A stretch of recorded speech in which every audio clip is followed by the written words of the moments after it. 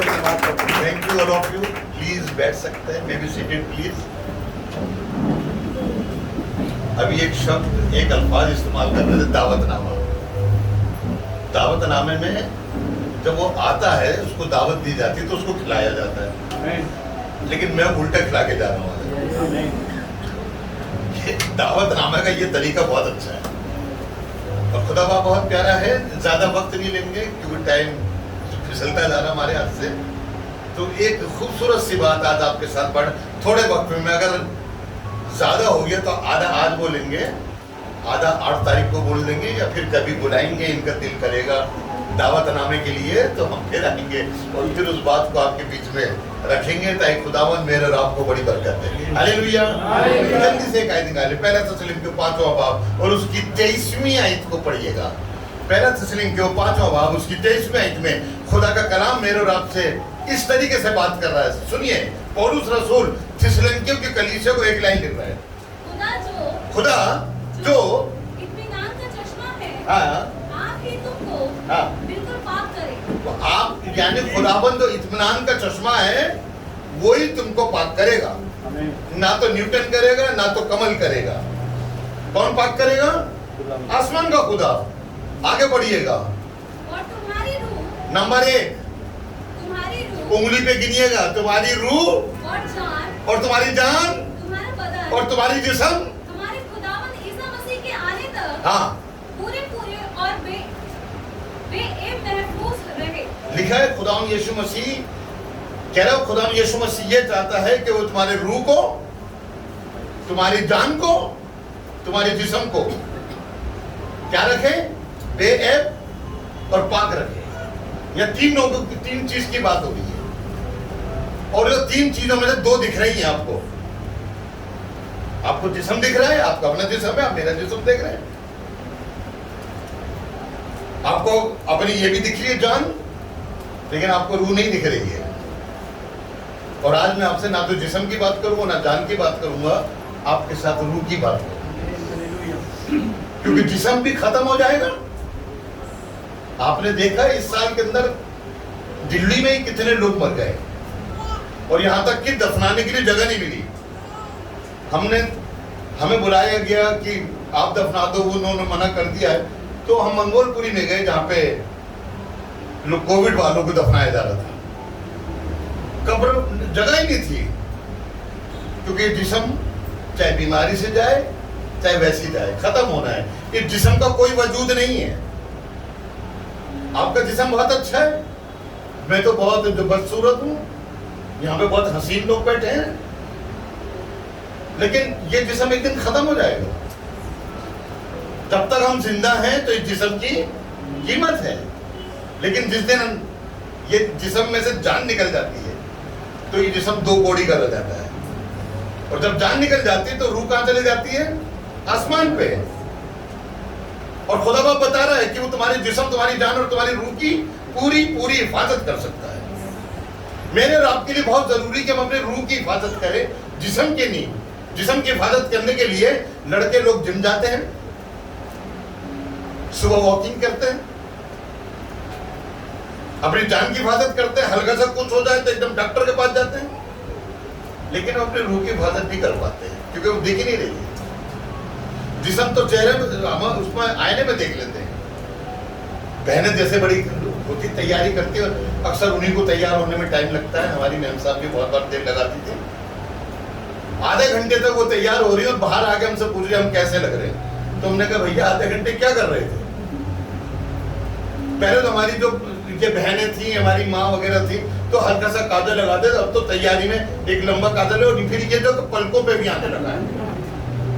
पहले तो हल्की सी लिपस्टिक लगती थी, अब तो बाउंड्री भी बनाने लगे। जितनी बहनें चलती हैं उनके साथ बड़ी अटैची कपड़ों की होती है, छोटी वाली भी होती है। और वो इसलिए होती है जब भी वक्त मिलता है खोला और वो तो फुरफुरी निकाली, लगानी शुरू कर दी। ये जिस्म की हिफाजत है। ये आप अपने शीशे में देख के अपने आप को देख रहे हैं कि मेरा चेहरा अच्छा लग रहा है कि नहीं लग रहा है, लेकिन आप अपने रूह को नहीं देख पा रहे। अगर आपको रूह को देखना है तो रूह के लिए खुदा ने अपना कलाम बनाया है। खुदा का कलाम बताता है कि तुम्हारी रूह कैसी वाली है। और देखिए जिस्म यहीं रह जाएगा, दफना देंगे, लोग उठा के जला दें तो राख बन जाएंगे, लोग उठा के दफना दे, खाक बन जाएंगे। क्योंकि जिस्म की औकात कुछ नहीं है। कहा जाता है जिंदा हाथी 1 लाख का और मरा हुआ 1.25 लाख का।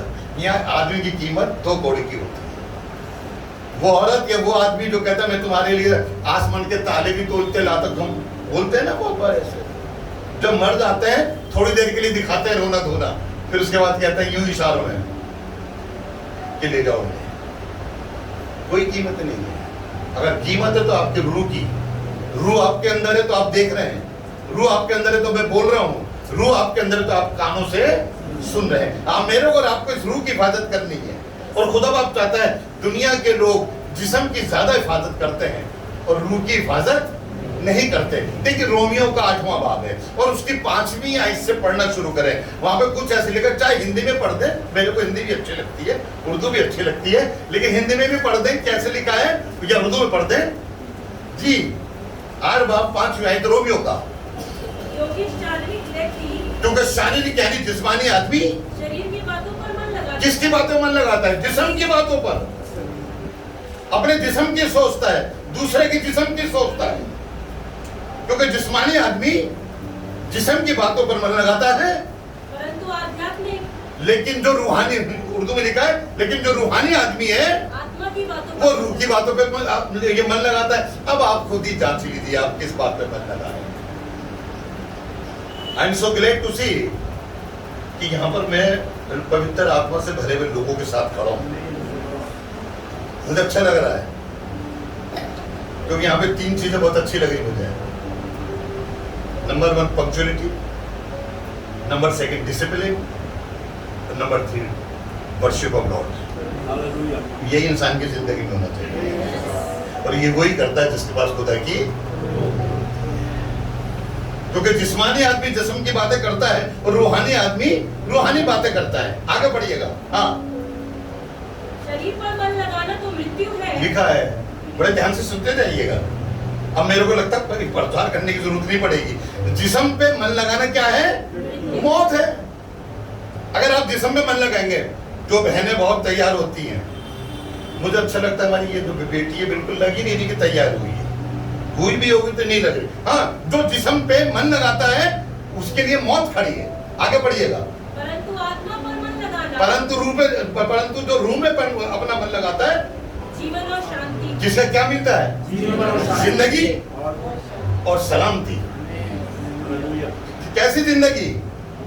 जो खुदा बाप ने ठहराई कि मैं इंसान के ऊपर 120 साल ठहराता हूं। एक तो वाली जिंदगी और दूसरी जब यहां से आप ऊपर जाएंगे, वहां 1000 साल यीशु मसीह के साथ राज्य करेंगे, वाली जिंदगी।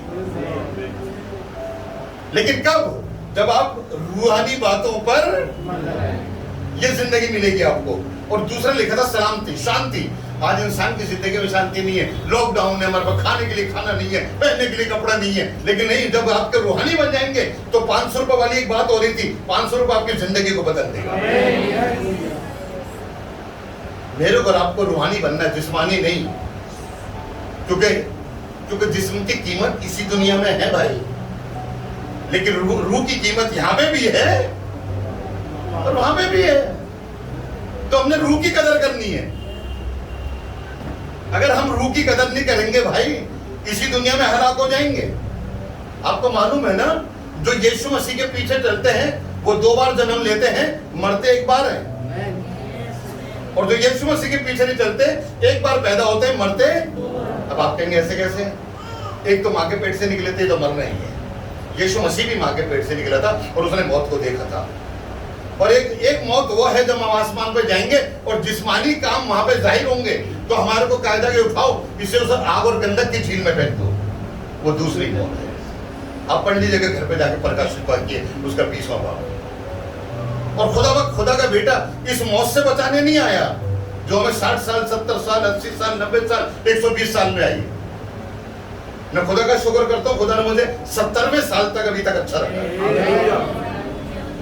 और ऐसी अभी 50 साल और इनको तंग करता हूँ अगर इनका सीनियर पास्टर रहा।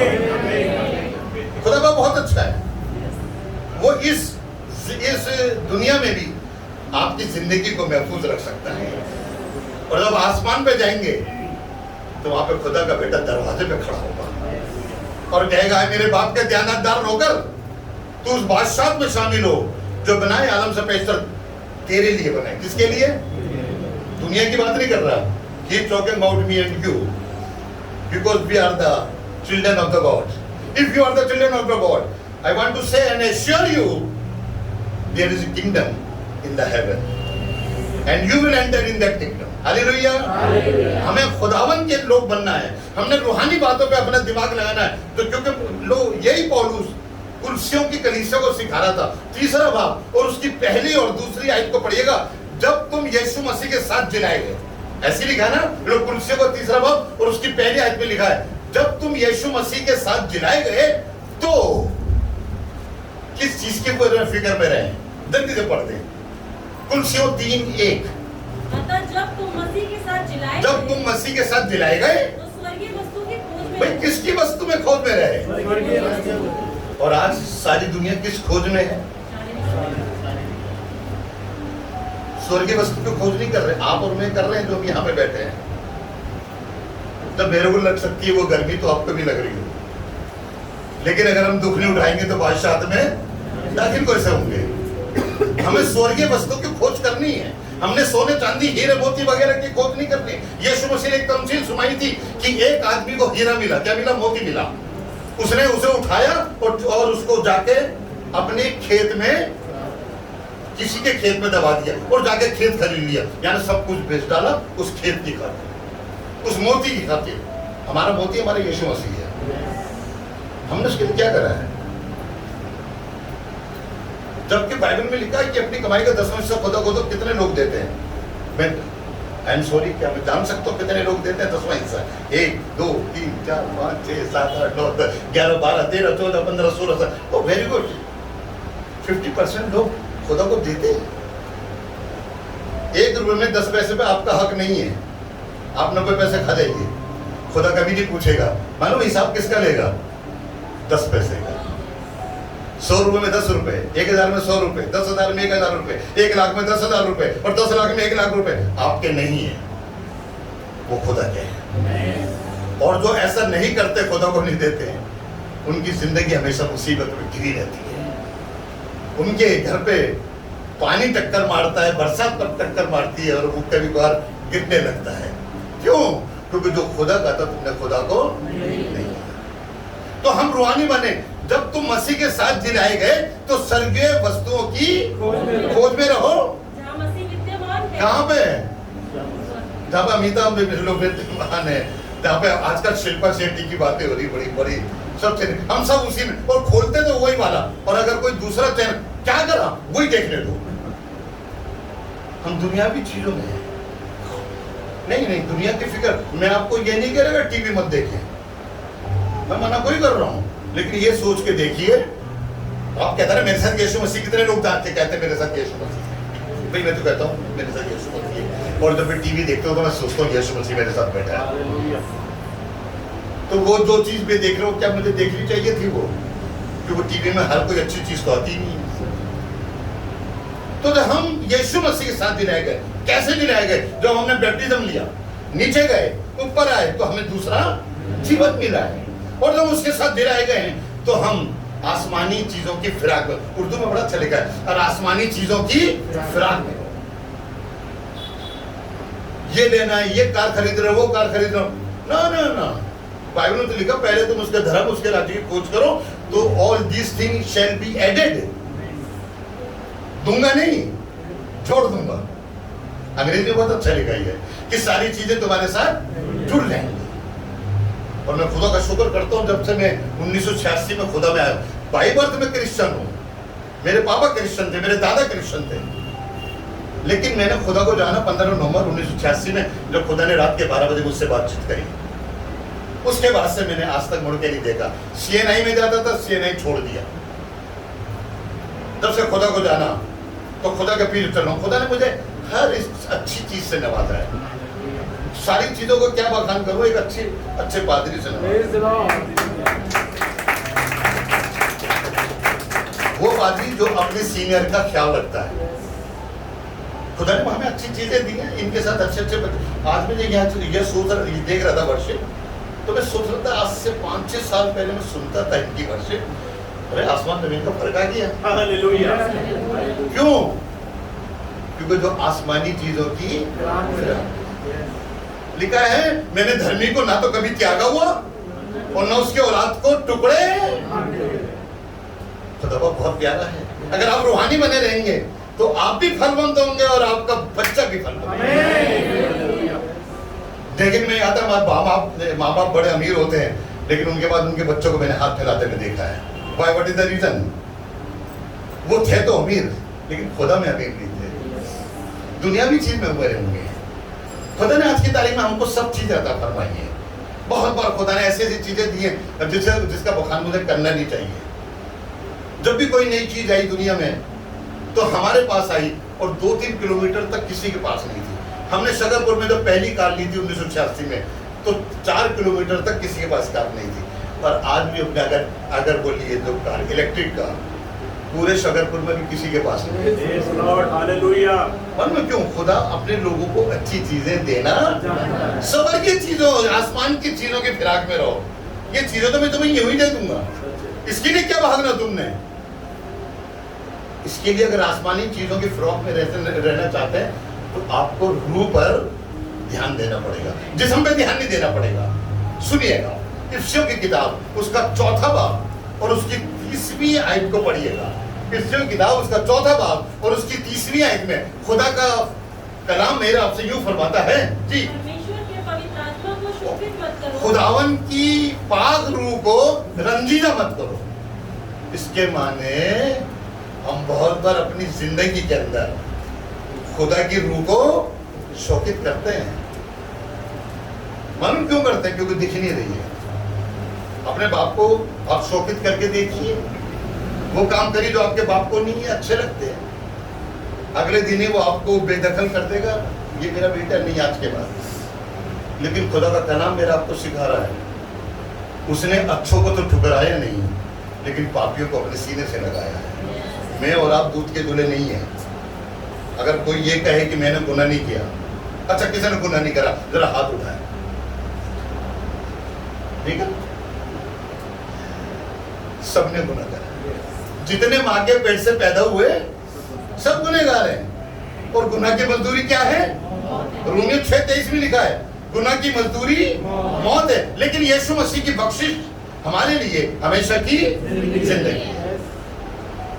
तो हमने किस पे ध्यान देना है? अपने जिस्म पे या दुनिया पे? हमने तो रूह पे ध्यान देना है। खुदा की रूह मुझसे क्या कहे? इसलिए कहा जाता है तुम रूह को शौकित। बहुत से लोगों ने रूह को शौकित करा। देखिए, रोमियो को 8वां बाब आपने निकाला है। आप कोई एवं ही लोग नहीं है। बाइबल में लिखा है इशाया 43:5 में, तू मेरी निगाह में बहुमूल्य है। उसने अनमोल लिखा है, और उर्दू में लिखा है तू मेरी निगाह में बेशकीमत है। You are so precious in the sight of the God. आप आम लोग नहीं है। बहुत जगह लिखा होता ना, ये आम रास्ता नहीं है। You are so precious. आप कुछ हैं खुदा की निगाह में, और वो इसलिए कि अगर खुदा की रूह आपके पास है, और मैं देख रहा हूं बहुतों के पास रूह है, लेकिन अब रूह का नाजायज इस्तेमाल नहीं। एक सिर्फ मूसा के पास रूह थी स्टार्टिंग में, मूसा और उसका भाई उसके साथ था। लेकिन एक दिन 70 आदमी खेमे के अंदर बैठ के दुआ कर रहे थे, तो रूह उतरी और 3 लोगों पे ठहर गई, दातान, कोरा, अबीराम। लोग घर पे पढ़िएगा, गिनती 16 बाब के 1 आयत से। इन 3 पे खुदा की रूह आई, और रूह में ये इतने हो गए कि एक दिन मूसा ने बुलाया, भाई दातान, कोरा, अबीराम इधर आओ। मालूम क्या कर रहे? अब हम तेरी नहीं सुनते, अब सिर्फ खुदा तेरे से बात नहीं करता, हमसे भी करता है। कभी और आप कहें अब पादरी साहब बहुत हो गया, हम तो अपने घर में दुआ कर लेते हैं, आपकी क्या जरूरत है? ये मालूम हम रूह की बेइज्जती कर रहे हैं। जिसने तुम्हारा उंगली पकड़ के चलाया, इनका बेटा कल को कहे पापा हम अपना अलग करेंगे, हाँ पापा कहते हैं ठीक है बेटा जाओ, तो बेटा है अंजाम क्या होगा? उड़ाओ पुत्र वाला, जो कुछ लेके गए सब खत्म हो जाएगा। और आकर लंबी दाढ़ी लेकर, फटे हुए कपड़े लेकर, लंबे बाल लेकर और मुंह से राज टपक रही है, तब आके बाप से कहोगे आज मेरे बाप तो मुझे माफ कर दिया। तो ऐसा मौका आने क्यों दे? जिसने तुम्हें सिखाया है, जिसने तुम्हें चलाया है, लिखा कलाम के अंदर अपने यीशु मसीह को ताकते रहो। लिखा ना 12 इब्रानियों 12 दूसरे आयत में, और अपने खुदावन यीशु मसीह को ताकते रहो। जिंदगी में जब भी कोई काम करो, आपने यीशु मसीह को नहीं देखा है? देखा किसी ने?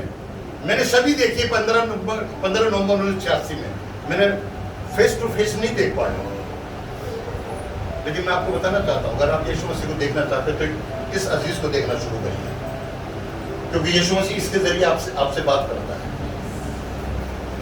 और बाइबल में लिखा, जो मेरे खादिम की, जिसको मैंने भेजा, इज्जत करता है, वो मेरे भेजने वाले की। अब कौन है वो भेजने वाला? तो इज्जत किसकी करनी है? किसकी? उंगली से बताइए ना। इनकी इज्जत करनी है। आप खुदा को तो देखा ही नहीं है। अगर आप खुदा की इज्जत करना चाहते हो तो इनकी इज्जत शुरू करिए, खुदा ऑटोमेटिकली आपको इज्जत देने लगेगा। बाइबल में लिखा ना, जब एक औरत ने यीशु मसीह को इज्जत दी, वो तो रूहानी नहीं थी भाई, वो तो जिस्मानी थी, पता नहीं उसके दिमाग में कैसे आया। और लिखा है, जब भी वो निकलती थी घर से बाहर, तो औरतें अपने घर के दरवाजे बंद कर लिया करती थी और कहती थी, बच्चा लना दिए, बच्चा लना दिए। लेकिन जब उसने खुदा को इज्जत दी, तो यूं लिखा है, जहां जहां मेरे नाम का प्रचार होगा, इस औरत का भी, ओह काश मेरे साथ भी ऐसा हो। यही तो इज्जत है। जो कल तक बच्चन कहते थे, अब कहते हैं खुदा की खातिमा आ रही है। यही तो खुदा बाप आपके साथ करना चाहता है, लेकिन उसके लिए आपको अपनी रूह में भरना है। जो रूह खुदा बाप ने आपको दी है, उस रूह को संभाल के रखे। तो मैं 8वां बाब उसकी 14वीं आयत पढ़वा रहा था आपसे। जी हाँ, पढ़िएगा, वहां पे ऐसा लिखा है, रोमियो 8:14, इसलिए कि जितने लोग हाँ परमेश्वर की आत्मा के चले, बड़े ध्यान से सुनिएगा, ये लाइन आपके लिए लिखी है। जितने लोग परमेश्वर की आत्मा के चलाए चलते हैं, वे ही परमेश्वर के पुत्र हैं। कौन है? और उसके माने जो नहीं चलते, अब कितना ही ढोंग रच लें, सलीब लटका ले लंबी सी, बाइबल हाथ में हो, but you are not the children of God. If you want to be a children of God, it is very necessary you walk in the spirit of the Lord. जब आप खुदा की आत्मा में चलाए चलेंगे, तो आप ही खुदा के बेटे ठहरे। वो इकलौता है, लेकिन उसके बाद उसने हमें भी बेटा बेटी का हक दे दिया। लिखा है, जितनों ने उसे अपनाया, उसने उनको बेटा और बेटी कहने का हक दिया है। और आपको हक है आला चीज। और आज मैं फकर से कहता हूँ, आप खुदा के बेटे और बेटियां हैं। और खुदा जिसको भी एक बार बुलाता है उसे न कर। देखिए, यहूदा इस्करियोती को नहीं नकारा आखिर तक, जबकि मालूम था इसने मेरे लिए गलत काम करा है, और कह भी दिया कि आज तुम में से एक मेरे को पकड़वाएगा। लोग पूछ रहे तो कौन? उसने नाम नहीं बताया। हम बहुत बार अपनी बेइज्जती का बदला एकदम ले लेते हैं। यीशु मसीह ने आखिर तक साहा। आप खुदावन यीशु मसीह के लोग हैं। आप जब खुदावन की रूह के चलाए चलेंगे, तो आप उसके बेटे और बेटियां बन जाएंगे। क्योंकि बाइबल में यही लिखा 8 बाब की पहली आयत में, जितने मसीह यीशु में हैं, उन पर दंड की आज्ञा नहीं। अगली लाइन बहुत अच्छी लिखी है, 8 बाब की पहली आयत की दूसरी लाइन। जी, क्योंकि वे शरीर के अनुसार, क्योंकि वो शरीर के अनुसार नहीं, आत्मा के अनुसार चलते हैं। जान की तो बात ही नहीं है इसमें। जान आत्मा और शरीर को संभालती है। और लिखा, जितने शरीर के अनुसार चलते हैं, उनके लिए जगह नहीं है खुदा के बादशाह में। लेकिन वो कैसे? आत्मा के चलाए चले। बहुत बार हमारे पास आत्मा होती है। देखिए, एक खुदा का बहुत अच्छा बंदा था, उसके बाद खुदा की रूह थी। और कलाम में बार बार लिखा, जब रूह आती थी तो वो लोहे के गेट उखाड़ के भाग के जाता था, दुश्मनों को मार दिया करता था। नाम तो याद ही आ गया होगा, समसून उसका नाम है। थी ना पवित्र आत्मा उसके पास। और आखिर में जब उसके आंखें फोड़ी गई, तब भी कह रहा था, उठूंगा और अब फिर इनको बता दूंगा। लेकिन वो भूल गया कि उसका खुदा उससे, क्योंकि रूह के अंदर होकर उसने वो गलत काम करा जो कि उसे करना नहीं चाहिए। बहुत बार हम पवित्र आत्मा से भरे लोग हैं, लेकिन हम कहीं से चूक जाते हैं। और हमारा हल्का सा चूकना हमारे लिए नहीं, हमारे खानदान के लिए मुसीबत का सबब बन जाता है। देखिए गेहजी जो रूह से भरा हुआ था, आप कहेंगे कैसे? इलीशा कहता था गेहजी ये छड़ी लेके जाओ और वो आदमी जिसकी डेथ होगी उसको सुंगाना तो ठीक हो जाएगा। और वो बेचारा बेहद भाग के जाता। अगर गेहजी के पास पवित्र आत्मा न होती तो क्या छड़ी छुआ के वो ठीक हो जाता?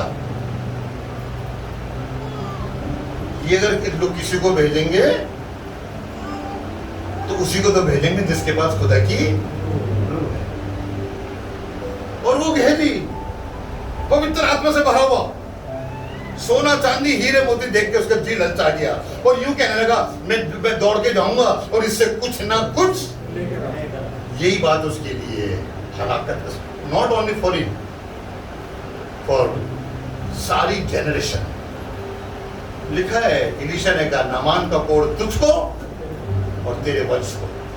देखिए पवित्र आत्मा से भरा हुआ इंसान जब गलती करता है तो ये खुदा को भी नागवार गुजरता है। आप खुदा के लोग हैं, आप रूह में बने रहिए। फिर रोमियो 8 में आए और 5वीं आयत से फिर पढ़ना शुरू करिए। वहां पे ऐसे 6वीं आयत से पढ़िएगा जी। शरीर पर मन लगाना तो मृत्यु है, शरीर पर मन लगाना तो मौत है, परंतु आत्मा पर मन लगाना जीवन और शांति जी है। आगे बढ़िए। क्योंकि शरीर पर मन लगाना तो परमेश्वर से बैर रखना बड़ा है। ध्यान से उर्दू में लिखा है, लेकिन जिस्म का ख्याल रखना खुदा से दुश्मनी मोल लेना। शमसून ने ये तो करा, उसने जिस्म पे मतलब क्या कर रहा था? जब खुदा को उसकी जरूरत थी तो अपनी माशूका के रानों पर बैठकर अपना टाइम बिता रहा था। और जो काम नहीं करना चाहिए था उसने उसे बता दिया, तू मेरी लटे काट दो, और वो हलाक हो गया। जो जिस्म की बातों पर मन लगाता है वो खुदावन उसका दुश्मन हो जाता है। हम अपने खुद ब खुद रहते हैं। कहीं से उर्दू की बाइबल है, पढ़ो। इसलिए कि जिस्मानी नियत खुदा की दुश्मन है। पढ़िए, ध्यान से सुनिएगा। कोई इंसान बन सकता खुदा का दुश्मन? नहीं बन सकता ना। लेकिन बाइबल बताता है जिस्मानी नियत, जिस्मानी नियत किसकी दुश्मन है? तुम अपने माँ बाप के दुश्मन नहीं हो, तुम अपने भाई बहन के दुश्मन नहीं हो, तुम अपने आदमी अपनी औरत के दुश्मन नहीं हो। लेकिन जब आप जो जिस्मानी गलत काम करते हैं तो आप खुदा के दुश्मन बन जाते हैं। आगे बढ़िएगा जी। क्योंकि ना तो खुदा की शरीयत के ताबे है, हाँ। और ना हो सकती है जी।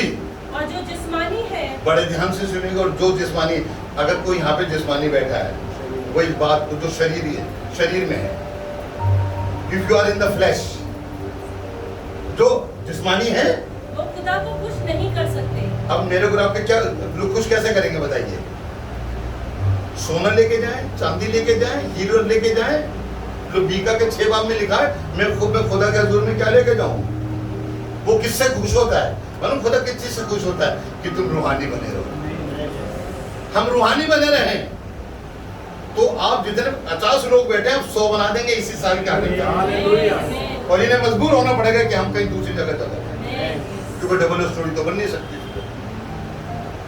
बहुत बार हमें मजबूर होना पड़ता है कि हमारा तो 125 गज का है प्लॉट, और जब उसमें 100-150 लोग आ जाते हैं तो हम सोचते क्या करें। तो हमने ऊपर वाला भी एक हॉल बना दिया और उसमें 65 इंची का टीवी लगा दिया और वहां पे उसी का तार लगा के जोड़ते सब वहीं बैठ के देखते। अगर इससे भी ज्यादा लोग जाएंगे तो तीसरा वाला भी हॉल बना दें। इनके पास तो अपॉर्चुनिटी नहीं है, इनको तो लेना ही पड़ेगा। और मैं देख रहा हूँ अगले साल खुदा इनको 200 गज का प्लॉट दिलाएगा कहीं, जहां पे ये मिलकर खुदा की खिदमत करेंगे।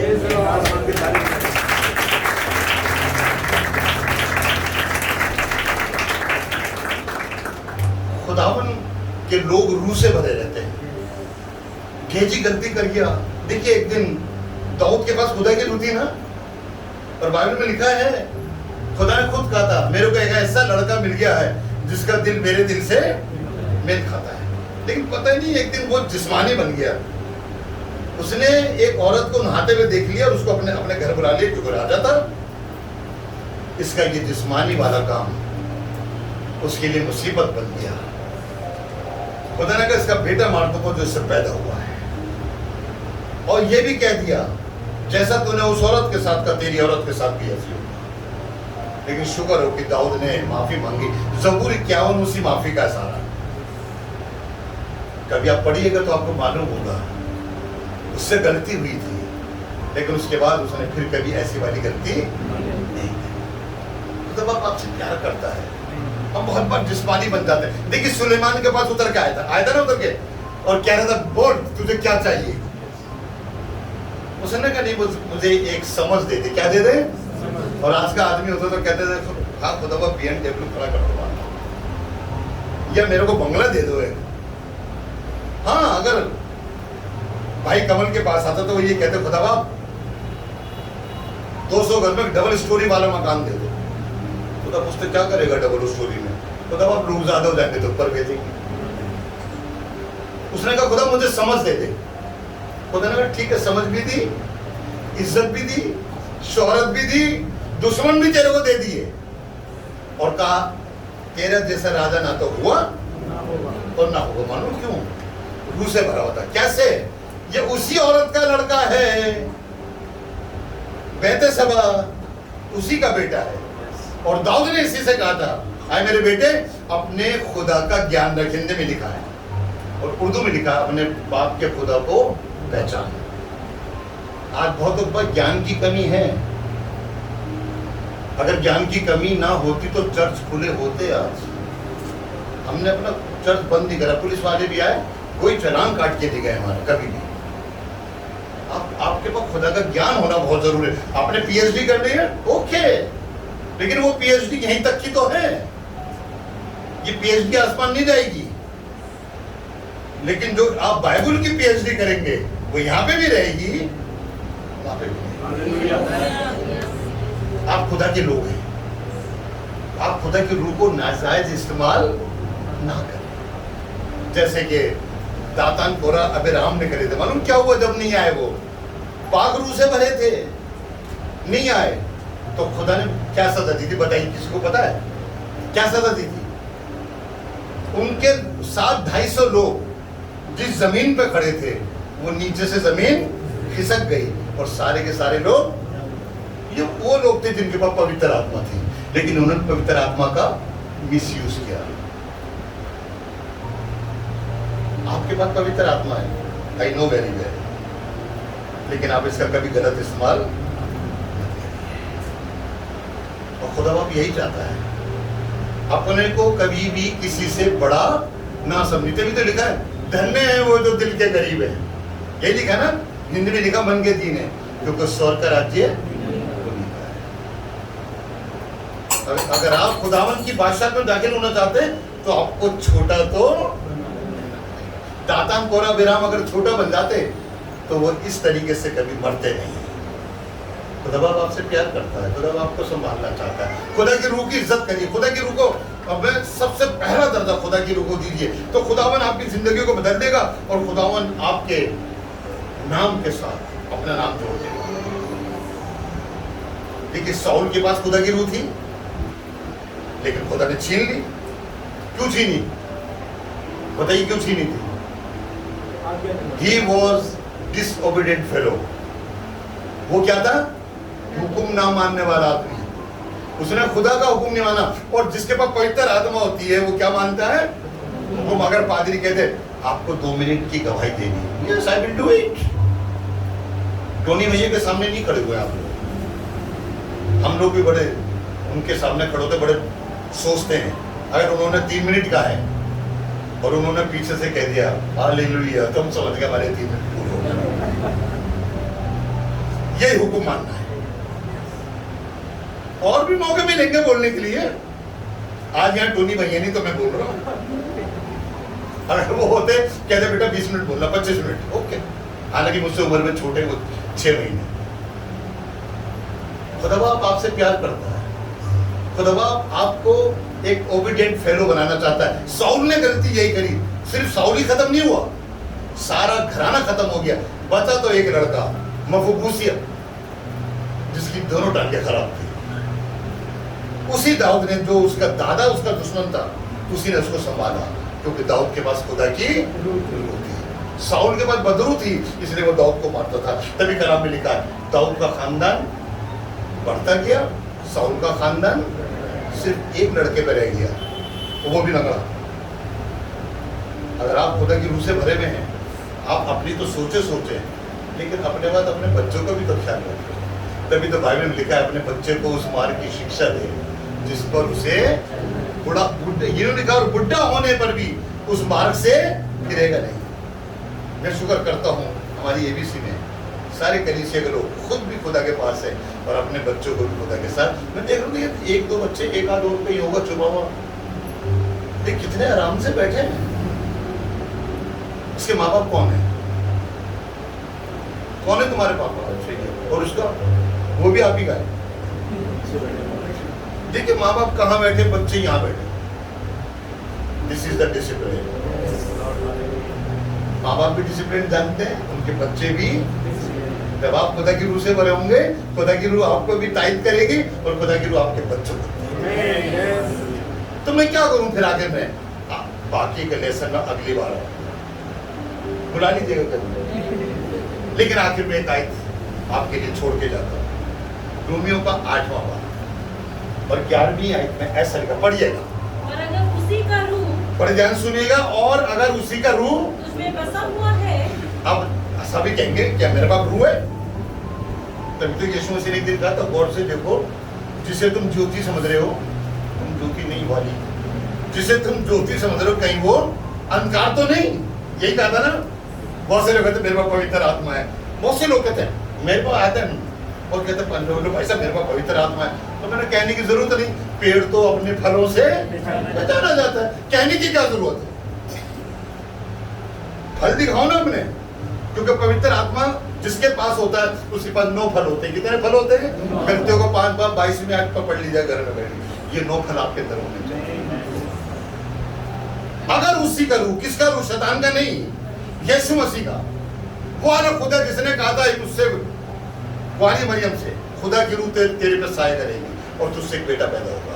अगर उसी का रूह तुम में बसा हुआ है, जिसने ईसा को मुर्दों में से जिलाया, जिसने मसीह यीशु को मुर्दों में से जिलाया, और जिसने मसीह को मुर्दों में से जिलाया, हाँ, तुम्हारी फानी बदनों को भी हाँ, अपने उस रूह के वसीले से जिंदा करेगा जो तुम में बसा हुआ है। अब बड़े ध्यान सुनिएगा, इसी यहीं की यहाँ तक की बात नहीं कर रहा है।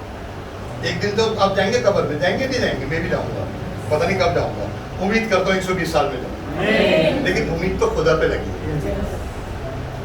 लेकिन वायदा करा खुदा ने, अगर वो रूह तुम्हारे अंदर बसा है तो मैं तुम्हारे फानी जिस्म को दोबारा से जिंदा कर दूंगा। लिखा कलाम के अंदर, कब्रें खुल जाएंगी जब यीशु मसीह का सिंहासन लगेगा और हम उसके सामने खड़े होंगे। और हमारा न्याय हमारे कामों के हिसाब से नहीं होगा, क्योंकि हमारे भले काम उसके सामने पटी हुई तकियों के समान है। हमारा न्याय कलाम के मुताबिक होगा। आपने कलाम को कितनी इज्जत दी है, आपने रूह की कितनी इज्जत करी है, आपने रूह को कितना बढ़ावा दिया है, आपने जिस्म को बढ़ावा दिया है। आज की बहुत सी बहनें, बहुत से भाई अपने जिस्म को बढ़ावा दे रहे हैं, लेकिन मैं कहना चाहता हूँ आप जिस्म की नहीं, रूह की फिक्र करिए, रूह की फिक्र करिए। जब आप रूह की फिक्र करने लगेंगे, मर भी जाएंगे तो भी जिंदा रहेंगे। हालेलुया। खुदा आपको बरकत दे। दोबारा फिर आऊंगा 1 साल के बाद, 1 साल के बाद आएंगे तब भी बताएंगे यही। आधी बात आज करिए, आधी बात उस दिन करेंगे। खुदा आपको बरकत देगा। अगर आप चाहते हैं कि आप खुदावन आप रूहानी लोगों को बरकत दे, कितने लोग हैं जिन जो कह सकते मेरे पास खुदा की रूह है, वो अपने हाथ खड़ा करें।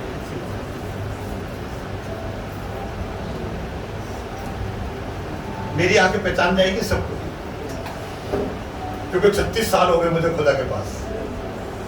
खड़े हो जाए अपनी जगह।